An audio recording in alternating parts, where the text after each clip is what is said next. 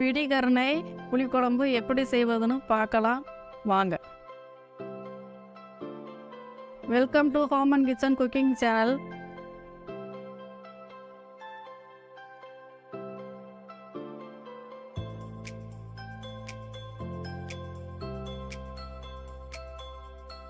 கருணைக்கிழங்குல 2 விதம் இருக்குது.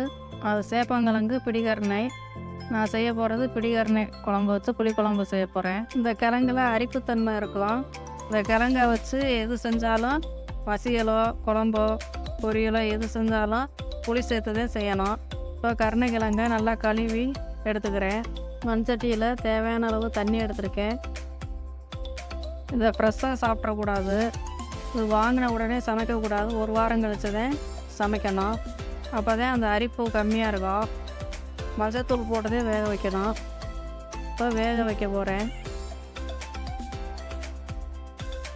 இப்போ கிழங்கு அவிச்சு எடுத்துக்கணும்.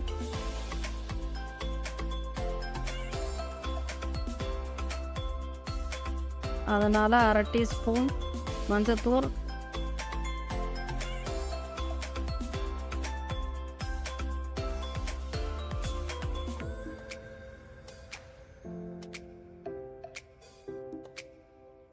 ஒரு டீஸ்பூன் உப்பு சேர்த்து வேக வைக்கணும். இப்போ வேக வைக்கிறேன். அப்படி சேர்க்கலைன்னா அந்த அரிப்புத்தன்மை அதிகமாக இருந்து தொண்டையை இறுக்கி பிடிக்கும். அதனால் இதை சேர்த்துதே வேக வைக்கணும். இப்போ கிழங்கு நல்லா வெந்துருச்சு. இப்போ வெந்ததை எடுத்து மாற்றி வைக்கிறேன் வேறு பாத்திரத்தில். ஆறுனதுக்கு பின்னாடி அந்த தோலை எடுத்துட்டு சதையை மட்டும் கட் பண்ணி எடுத்துக்கணும். ஒரு பெரிய வெங்காயம், 2 தக்காளி, பச்சை மிளகா இல்லைன்னா காஞ்ச மிளகா கூட சேர்த்துக்கலாம் உங்கள் விருப்பப்படி. நான் பச்சை மிளகா 2 எடுத்திருக்கேன். கொஞ்சம் பூண்டு எடுத்திருக்கேன் உரிச்சு. இப்போ தாளிக்க போகிறேன். சட்டி நல்லா சூடாகிடுச்சு. ஒரு புளி கரண்டி எண்ணெய் எடுத்திருக்கேன். எண்ணெயும் நல்லா சூடாகிடுச்சு. கடுகு 1 டீஸ்பூன் சேர்த்துருக்கேன். கடுகு பொரிஞ்சிருச்சு. இப்போ வெந்தயம் கொஞ்சம் சேர்த்துக்கிறேன். 1/2 டீஸ்பூன். வெந்தயமும் பொரிஞ்சிருச்சு. பூண்டு சேர்த்துக்கிறேன்.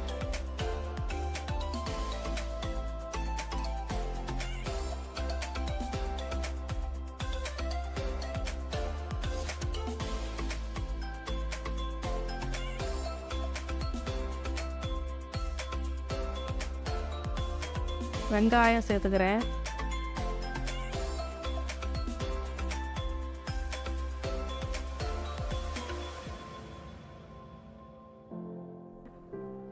நல்லா அதெல்லாம் சேர்த்து வதக்கணும். நல்லா வதக்கணும். வதங்கினதுக்கு பின்னாடி கருவேப்பிலை,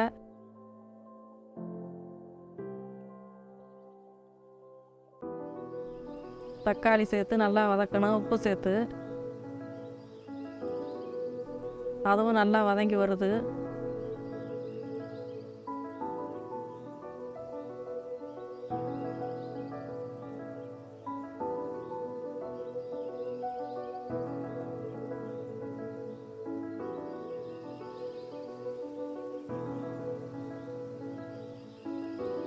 இந்த கட் பண்ணி வச்சுருக்க கருணைக்கிழங்கு எடுத்து அதோட நல்லா மிக்ஸ் பண்ணணும்.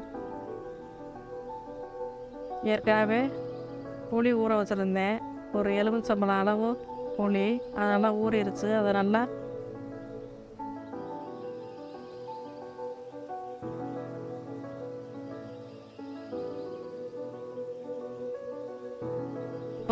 புளி அதெல்லாம் ஊறிடுச்சு. அதை நல்லா கரைச்சி நல்லா வடிகட்டி எடுத்துக்கிட்டேன். மசாலா பொடி அந்த புளித்த கரைசலோட தான் நம்ம மிக்ஸ் பண்ணணும். இந்த கிழங்கோட சேர்த்து வதக்கக்கூடாது. ஏன்னா டேஸ்ட்டு வேறு மாதிரி ஆயிரும். 1 டீஸ்பூன் மிளகாத்தூளும் சேர்த்துருக்கேன். உப்பு தேவைக்கு ஏற்ற மாதிரி சேர்த்துக்கிறேன்.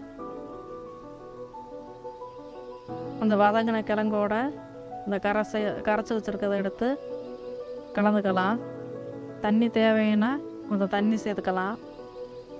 இது ஒரு 10 நிமிஷம் நல்லா கொதிய விடணும். அந்த மசாலா வாசனை போகிற அளவுக்கு நல்லா கொதிஞ்சு நல்ல ஒரு திக்னஸோடு வரணும். அந்த கிரேவி மாதிரி அந்த புளிக்குழம்பு.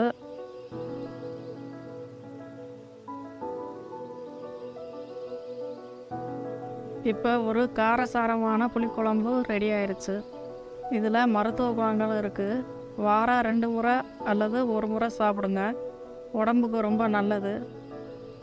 உடல் சூட்டை நல்லா தணிக்கும். குளிர்ச்சியானது.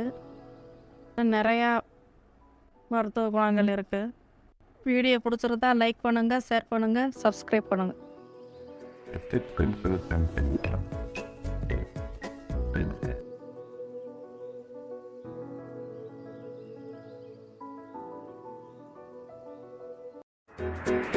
Thank you.